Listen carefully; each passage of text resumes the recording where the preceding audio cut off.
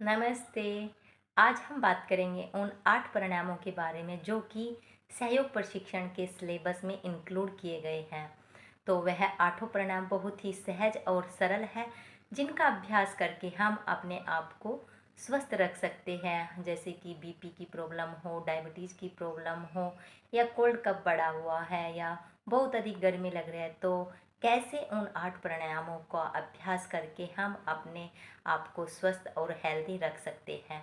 तो उन 8 प्राणायामों में सबसे पहले आता है भस्त्रिका प्रणाम। तो भस्त्रिका प्रणाम कैसे करना चाहिए? भस्त्रिका को मैं 2 प्रकार से बताऊंगी। जो बिगनर है वो भस्त्रिका को किस प्रकार करेंगे, और जो अभ्यासी है यानी कि जो जिनको अभ्यास करते हुए काफ़ी समय हो गया है, तो वह किस प्रकार भस्त्रिका करेंगे।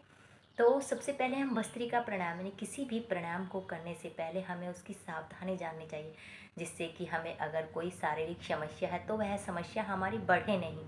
तो भस्त्रिका करने से पहले हमें जानना होगा कि जिनको हाई बीपी की प्रॉब्लम है, या हार्ट की प्रॉब्लम है, या नक्सीर आती है, नाक से खून निकलता है, या जिनका बीपी बढ़ा हुआ है, या जिनको माइग्रेन है या एपिलेप्सी के दौरे आते हैं, उनको भस्त्रिका प्राणायाम बहुत ही सावधानी के साथ करना चाहिए, बहुत ही मध्यम गति से करना चाहिए। क्योंकि भस्त्रिका करने से हमारे शरीर में गर्मी उत्पन्न होती है, और जब शरीर में गर्मी उत्पन्न होगी तो अगर हमें बीपी की प्रॉब्लम, तो बीपी की समस्या और बढ़ेगी। अगर हमें हार्ट की प्रॉब्लम है तो उसमें भी बहुत ही सावधानी के साथ हमें भस्त्रिका करना चाहिए। तो किस प्रकार हमें भस्त्रिका करना चाहिए, चलिए जानते हैं। जो बिगनर है वो इस तरह से अपनी मुट्ठी को बंद कर लेंगे, श्वास को भरेंगे, श्वास को भरते ऊपर, श्वास खाली करते नीचे, श्वास को भरते ऊपर, श्वास खाली करते हुए नीचे। इस प्रकार भस्त्रिका का अभ्यास करेंगे। और जो अभ्यासी हो चुके हैं वह या तो इस प्रकार से अब वायु मुद्रा लगाएंगे, अपनी तर्जनी को अंगूठे के नीचे रखकर, ये वायु मुद्रा हो गई। या फिर आप इस तरह से ज्ञान मुद्रा में भस्त्रिका का अभ्यास करेंगे। और श्वास को किस प्रकार भर लेना और छोड़ना है।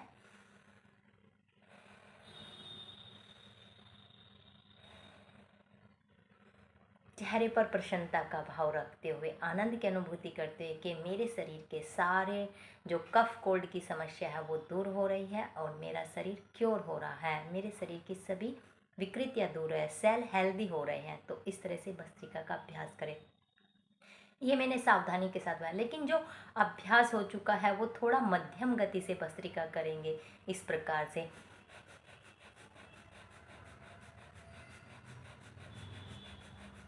और जिनका लंबे समय से अभ्यास है, पूर्ण रूप से स्वस्थ है, जिनको किसी प्रकार की कोई समस्या नहीं है, वो तीव्र गति से भस्त्रिका का अभ्यास भी कर सकता है।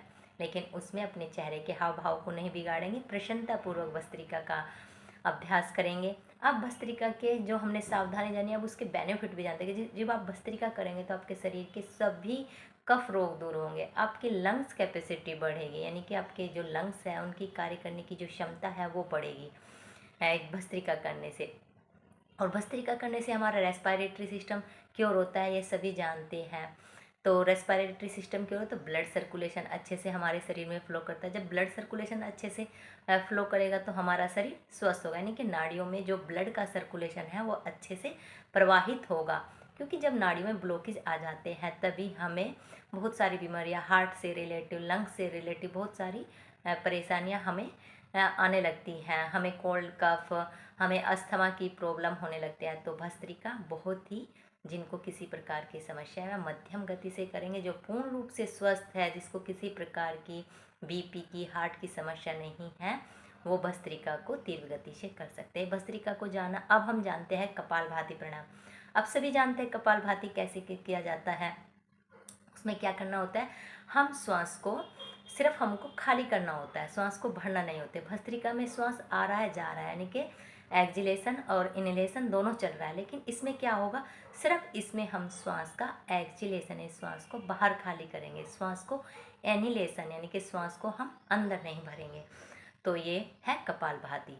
तो चलिए एक बार हम कपालभाति की सावधानी को जान लेते हैं कि इनको नहीं। कपालभाति भी जिनको हार्ट की प्रॉब्लम है, बीपी की प्रॉब्लम है, किसी या किसी प्रकार की सर्जरी हुई है, उनको भी कपालभाति बहुत ही मध्यम गति से करना चाहिए, धीमी गति से स्ट्रोक लगाने चाहिए। आप जानते हैं स्वामी जी बताते हैं कि कपालभाति अभ्यास करने से हमारे जो 99% रोग हैं वो दूर होते हैं। लेकिन वो कब दूर होंगे?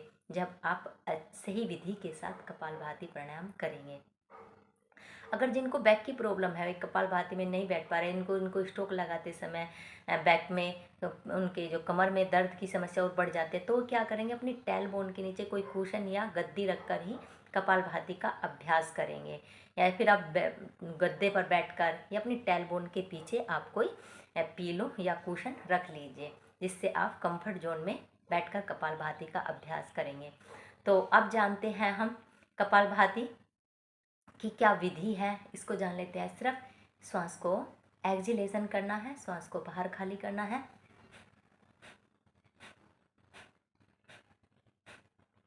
मुस्कुराते हुए चेहरे के साथ स्ट्रोक लगाएंगे। ये कपालभाति प्राणायाम हो गया। इसमें क्या है, श्वास को बस बाहर खाली करना। अब इसके लाभ को बारे में बात करूं तो मेरे पास शब्द नहीं है। कपालभाति प्राणायाम करने से कितना बेनिफिट, हमारा जो है कपाल यानी कि मस्तिष्क, भात यानी कि चेहरे पर एक ओज आने लगता है जब हम कपालभाति प्राणायाम का अभ्यास करते हैं। हमारा रेस्पिरेटरी सिस्टम क्योर होते हैं, 20 प्रकार के जो कफ रोग है वो दूर होते हैं, वात पित्त कफ का बैलेंस होता है और हमारा डाइजेशन क्योर होगा। जब हमारे शरीर का जब हम कोई चीज़ खाते हैं और जब उसका एक्सहेलेशन यानी कि उसका बाहर निकलने तक का प्रोसेस ठीक प्रकार से होगा तो शरीर में कोई रोग होगा ही नहीं। यानी कि जो हमारी सेल्स है वो हेल्दी होगी। जब सेल्स हेल्दी होगी तो हमारे टिश्यू हेल्दी होगी, टिश्यू हेल्दी होगी तो हमारे सिस्टम हेल्दी होंगे, सिस्टम हेल्दी होंगे बॉडी के तो हम हेल्दी होंगे। तो ये कपालभाति के बेनिफिट है कि कपालभाति अभ्यास करने से कैसे हमें लाभ प्राप्त होता है। डाइजेशन, जिनको कॉन्स्टिपेशन की समस्या है, सब पेट के जो जितने भी ग्लैंड होते हैं, जो हमारा लीवर है, हमारी किडनी है, हमारी पैनक्रियाज है, हमारा अमाशय है, अग्नाशय है, तो ये सभी क्योर होता है क्योंकि इनका स्टिमुलेशन होता है जब हम स्ट्रोक लगाते हैं। यानी कि पेट, जब हम श्वास को बाहर खाली करते हैं तो हमारा पेट क्या है, इस प्रकार से अंदर जाता है। जब हम कपालभाति करेंगे तो पेट के सभी जो ग्लैंड है वो स्टिमुलेट होते हैं, यानी कि उनकी रिपेयरिंग हो रही होती है। ये कपालभाति प्राणायाम का साइंस है कि कैसे कपालभाति हमारे शरीर पर काम करता है। चलिए अब जानते हैं हम तीसरा प्राणायाम। तीसरा प्राणायाम क्या कौन सा आता है, हमारा बाह्य प्राणायाम। बाह्य प्राणायाम का वर्णन योग दर्शन में भी महर्षि पतंजलि ने किया हुआ है। यानी इसमें क्या करना है, श्वास को भरेंगे, श्वास को बाहर खाली कर कर हम 3 बंदों के साथ हम बाह्य प्राणायाम का अभ्यास करें। पहले मूल बंद, जिसमें हमारा एनएस पार्ट आ जाता है, यानी कि हमारे जो हमारी जनेंद्रिया और गुंदेंद्रिया है उनको हम क्या करते हैं, कॉन्ट्रैक्ट करते हैं ऊपर की ओर, इस तरह संकुचित करते हैं। इसका एग्जाम्पल दूँ तो आपने कभी पशु को मल त्यागते देखते तो वह अपने गुदामार को इस तरह अंकुचित और संकुचित करे, फैला रहे हैं, सुकोड़ रहे हैं, फैला रहे। तो इसी तरह हमें अपने जो हमारे एनएस पार्ट है, यानी कि जो हमारे मल मूत्र के जो द्वार है उनको इस तरह कॉन्ट्रैक्ट करना है, ऊपर की ओर खींच कर रखना है। वो हो गया हमारा मूल बंद। फिर उड़ियान बंद, यानी कि पेट को अंदर की तरफ खींच कर रखना। फिर होगा जाला अंदर बंद। इस तरह से चिन्लोक लगा लेंगे। लेकिन चिन्लोक किनको नहीं है, जिनको सर्वाइकल है वो चिन्लोक नहीं लगाएंगे। हम जब बाह्य प्राणायाम करते हैं तो हम इसमें उड़ियान बंद तभी लगा सकते हैं जब श्वास को बाहर खाली करेंगे। तो चलिए एक बार कर लेते हैं इसकी विधि को कैसे करना है। श्वास को बाहर खाली किया, इस तरह से पहले मूल बंद का अभ्यास करेंगे, फिर उसके बाद हम उड़ियान बंद, फिर जाला अंदर बंद अप्लाई करेंगे और यथाशक्ति जितनी आपकी सामर्थ्य है उतनी सामर्थ्य तक श्वास को होल्ड करेंगे और वापस श्वास को भरते हुए अपने बंदों को खोलेंगे। बंद मीन्स बांधना, यानी कि लॉक कर देना, अपनी एनर्जी को, अपनी ऊर्जा को लॉक कर देना। तो हमने ये जानी बाह्य प्राणायाम की विधि। अब इसके लाभ के बारे में अगर मैं बात करूं तो मेरे पास शब्द नहीं है कैसे, लेकिन ये बहुत ही लंबे समय तक अभ्यास है। नहीं कि इसमें आप ये नहीं कि हमने पहले दिन अभ्यास किया तो आप अच्छे से मूल बंद लगा लिया, उड़ियान बंद नहीं, लेकिन जब आप अभ्यास करते जाएंगे धीरे धीरे आपकी जो अभ्यास करने की जो क्षमता है वो बढ़ेगी, तभी आप अच्छे से अपने आप को बंदों की ओर ले जाएंगे, यानी कि बंद को अच्छी प्रकार से लगा पाएंगे। तो ये हमने जाना बाह्य प्राणायाम। अब बाह्य प्राणायाम जब आप जानते हो, जब हमारा मूल बंद लगेगा तो वहाँ से रिप्रोडक्टिव रिलेटिव जो भी आपको डिजीज है, यानी कि जो गुप्त रोग होते हैं, जो महिलाओं को या पुरुषों को जो धातु रोग हो जाते हैं, महिलाओं में वाइट डिस्चार्ज की समस्या जो होती है, सफ़ेद पानी यानी लिकोरिया की प्रॉब्लम वो दूर होती है। पीरियड से रिलेटेड प्रॉब्लम, क्योंकि जब महिलाओं को क्या होता है, जब मसल्स वीक हो जाते हैं ना हमारे यूट्रस की, तो उन्हें जल्दी जल्दी यूरिन पास आउट करने की प्रॉब्लम हो जाती है। यानी कि उनको ऐसा लगता है कि पानी पिया और थोड़े समय जैसे कि उनको यूरिन पास आउट के लिए जाना है। यानी कि कभी कभी तो ये समस्या इतनी बढ़ जाती है महिलाओं की, उनको खांसते समय भी उनका यूरिन लीकेज हो जाता है। वो किस कारण होता है, जब उनकी मसल्स वीक पड़ जाती है यूट्रस की। तो बाह्य प्राणायाम का लंबे समय तक अभ्यास करने से ये समस्या भी आपकी दूर होगी और डाइजेशन से रिलेटेड जो भी विकार है वो दूर होंगे, और हमारे कंठ से रिलेटेड जो विकृतियाँ हैं वो भी आपकी दूर होगी। गले से रिलेटेड जो भी परेशानी आपको है वो भी दूर होगी। तो हमने ये बाह्य प्राणायाम को जाना। अब बाह्य प्राणायाम की जो सावधानी है उसकी बात करूँ तो जिनको पेट में सर्जरी हुई है वो इसका अभ्यास नहीं कर सकते। जिनको बीपी है यानी कि वो श्वास को होल्ड नहीं, हार्ट की प्रॉब्लम है, वो भी बाह्य प्राणायाम का अभ्यास नहीं करेंगे, क्योंकि इसमें क्या होता है, इसमें श्वास को रोक कर रखना रहता है, होल्ड करके रखना होता है। तो हार्ट के पेशेंट बाह्य प्राणायाम नहीं लगाएंगे और बीपी के पेशेंट भी बाह्य प्राणायाम का अभ्यास, अगर कोई लगाना भी चाहता है वो सिर्फ 5 से 10 सेकंड तक ही बस श्वास को रोक सकता है। मैक्सिमम 5 सेकंड काफ़ी है उनके लिए बाह्य प्राणायाम का लगाना। अगर कोई बीपी, जिनका नॉर्मल आ रहा है बीपी, अगर बीपी बढ़ा हुआ है तो उस कंडीशन में तो उनको बिल्कुल भी बाह्य प्राणायाम का अभ्यास नहीं कराना है। तो हमने जाना है बाह्य प्राणायाम को। अब जानते हैं हम उज्जाई प्राणायाम, जो चौथा प्राणायाम आता है हमारा उज्जाई प्राणायाम, उसको कैसे करेंगे। उज्जाई प्राणायाम करने से पहले हम इसके बेनिफिट जानते हैं, कौन से विकार दूर होते हैं, कफ की समस्या दूर होती है, और हमारे जो भी हार्मोन्स है वो बैलेंस होते हैं। हार्मोन जैसे कि उज्जाई हमारे गले में काम करता है, जहाँ पे थायराइड ग्लैंड होती है, तो T3 T4 जो हार्मोन्स का सिक्रेशन होता है, जो हमारे शरीर के लिए, मैंने आपको बताया भी था क्लास में, कितना बेनिफिशियल होते हैं T3 T4 हार्मोन्स हमारे। ये बॉडी को, पूरी बॉडी को रेगुलेट करने का काम करते हैं, चलाने का काम करते हैं, यानी कि हार्मोन्स को एक्टिवेट करने का काम करते हैं।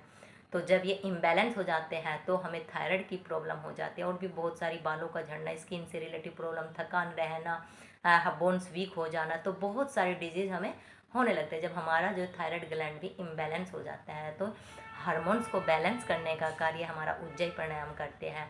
तो मैंने इसके ये आपको बताया कि यह कितना बेनिफिशियल होता है। अब किन को नहीं करना है, इसमें ऐसी कोई बाउंडिंग नहीं है कि यह अभ्यास बीपी या उसके प्रॉब्लम पेशेंट नहीं कर सकते। अगर आपको बीपी बढ़ा हुआ है या हार्ट की प्रॉब्लम है तो आप इसमें बस श्वास को रोक नहीं करेंगे, यानी कि जालंधर बंद अप्लाई करके आप श्वास को रोकेंगे नहीं, बस श्वास को भरेंगे कंठ से इस तरह से घर्षण करते हुए हल्का सा, क्योंकि गले की मांसपेशियों का एक संकुचन होता है, इस तरह से करेंगे।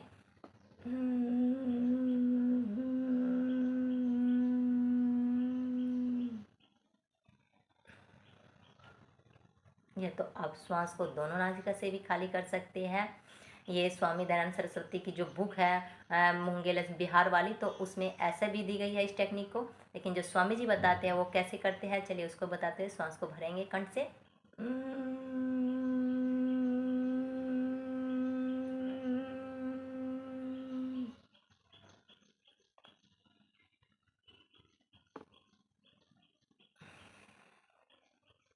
इस प्रकार से।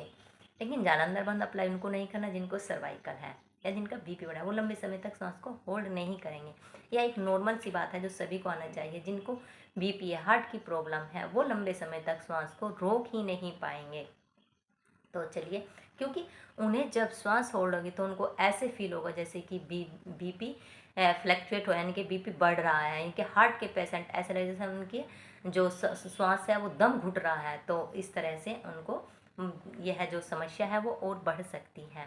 तो उनको, जो बीपी की प्रॉब्लम वाले को और हार्ट के प्रॉब्लम वाले को, उज्जाई प्राणायाम बहुत, उसमें बंद नहीं लगाना, लेकिन वे बस इस प्रकार से क्रिया कर सकते हैं, बस श्वास को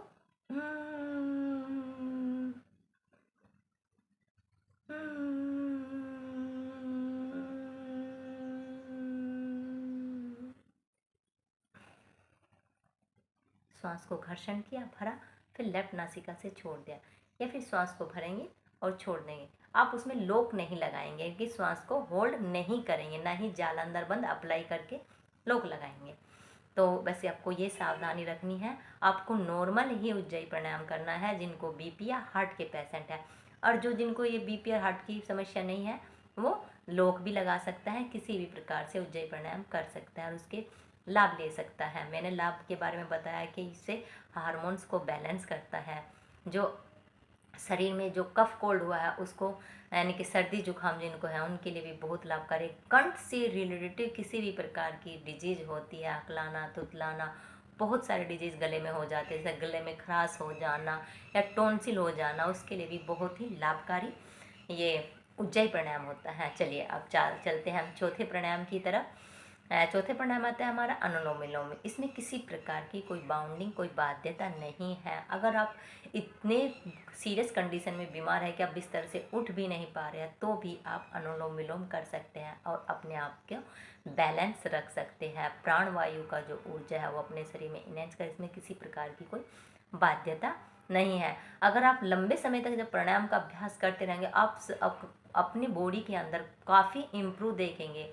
किसी भी प्रकार की आपको कोई बीमारी है, लंग से रिलेटेड या बॉडी से कोई भी परेशानी है, तो उसमें आप बहुत ज़्यादा बेनिफिट आप अपनी बीमारी के अंदर पाएंगे, क्योंकि यह बहुत ही लाभकारी प्राणायाम है। अनुलोम विलोम किसी प्रकार की कोई बाध्यता नहीं है, हाँ कोई भी उम्र का कर सकता है।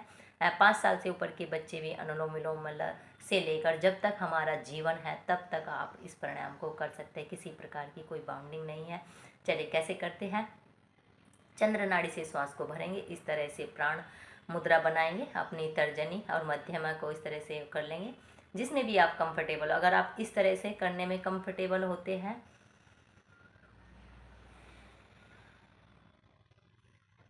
तो आप इस तरह से भी कर सकते हैं, या फिर आप इस तरह से प्राण मुद्रा में भी आप इस अभ्यास का कर सकते हैं।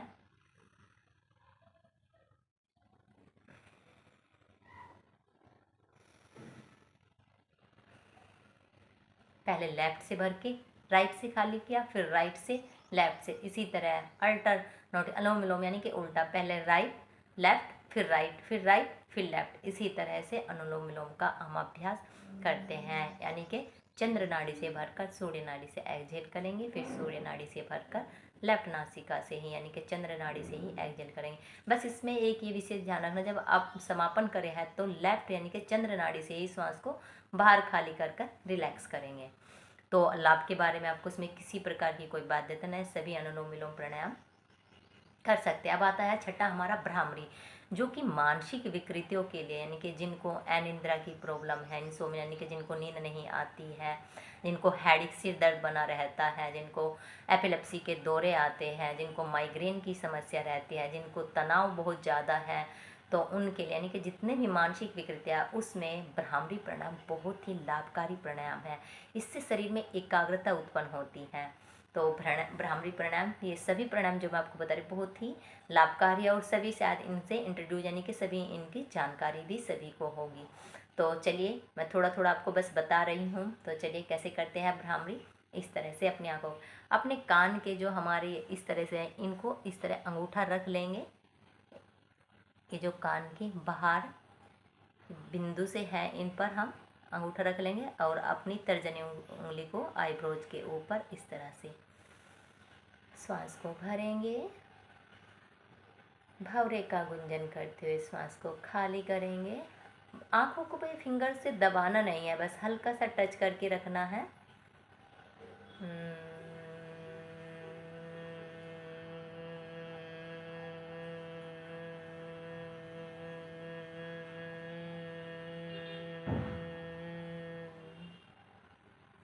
रिलैक्स करेंगे, धीरे धीरे स्माइल करते हुए हाथों को हटाएंगे और आंखों को मुस्कुराते हुए खोलेंगे। जब आप इस तरह से अपने कानों पर इस तरह से ये जो हमारे कान के बाहर ये बने हुए हैं बिंदु, इन पर जब रखते हैं तो आपको बाहर का साउंड नहीं सुनाई देगा, लेकिन उसमें भी आपको ज़्यादा प्रेस नहीं करना है, हल्का सा बस इनको ऐसे दबाना है तो आपको बाहर का साउंड नहीं आएगा। तो आपको अंदर की आवाज़ें अपने खुद को महसूस करना, यानी कि खुद को विजुलाइज करना, ये भ्रामरी प्राणायाम, तो आपको मानसिक शांति मिलती है। जिनको नींद नहीं आती वो कम से कम 5 रिपीटेशन भ्रामरी प्राणायाम के करके अवश्य सोए। तो चलिए ये हो गया हमारा छठा प्राणायाम। अब सातवां प्राणायाम है हमारा उद्गीत प्राणायाम। उद्गीत यानी कि ओम चैंटिंग, ओम का उच्चारण करना। ओम जो सर्वोपरि है, सर्वस्व हर कण कण में विद्यमान है, तस्य वाचक प्रणव, यानी कि जिस भगवान का जो बोला जाने वाला नाम है वो ओम है। महर्षि पतंजलि ने भी अपने 27वें सूत्र में इसका वर्णन किया गया है, यानी कि उस ईश्वर का बोला जाने वाला नाम क्या है, प्रणव है। तो चलिए कैसे करना है, सिर्फ इस तरह से ज्ञान मुद्रा बनाएंगे और मुस्कुराते हुए चेहरे के साथ 3 बार ओमकार करेंगे।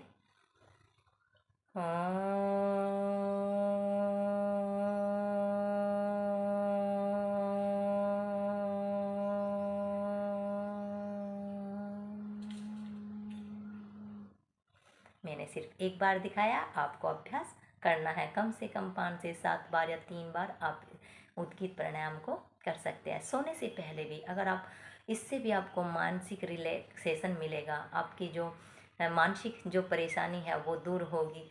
साथ ही ये हमारी जो वेव्स होती है ना ब्रेन की, अल्फ़ा बीटा गामा, इन सभी को क्या करता है, ये इन्हेंस करता है, यानी कि उनको बढ़ाता है। यानी जो थीटा स्टेज, जो कि हम जिसको प्राप्त करना चाहते हैं, जो कि हमारी मोक्ष की, यानी कि जन्म मरण के चक्कर से दूर होने की जो वेव्स होती है थीटा, जिसमें जो ये जो बड़े बड़े सन्यासी है, स्वामी जी है, यानी कि जो मोक्ष को प्राप्त करना चाहते हैं, वो अपनी थीटा स्टेज को ही प्राप्त उस इस स्टेज में पहुंच जाते हैं। तो इस तरह से जो हमारी डेल्टा, यानी कि जो हमें रिलैक्स, यानी कि हमें नींद के लिए जो हमें रेस्पॉन्सिबल होती है, जो हमारी वेव्स वो सभी इन्हेंस होती है इस तरह से उद्गीत करने से।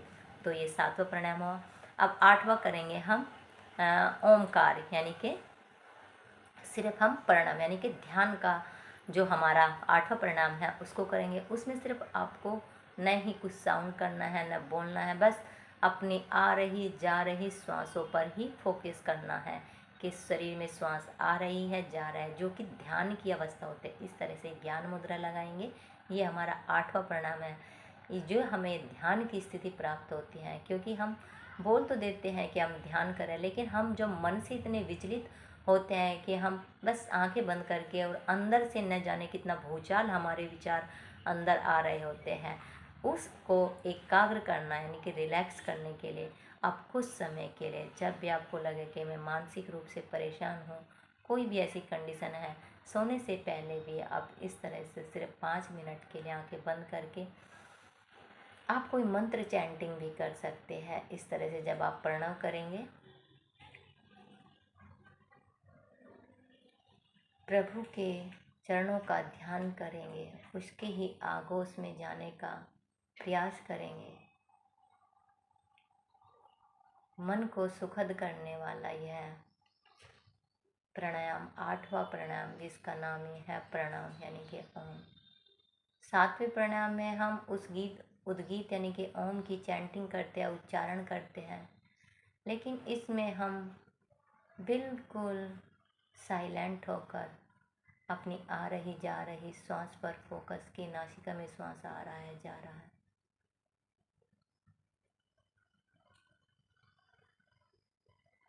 आज्ञा चक्र पर ध्यान केंद्रित करते हुए आप जिस भी प्रभु को, जिसको भी आप मानते हो, उनका ध्यान करते हुए, जिस भी गुरु का आप आश्रय लिया हुआ है, उनका ध्यान करते हुए आप प्रणव ध्यान करेंगे। 5 मिनट इस तरह से करने से आप देखेंगे आप कितने एकाग्र और स्थिर होने लगते हैं। आपकी जो वेदना, आपकी जो चंचलता है मन की, वो दूर होने लगती है।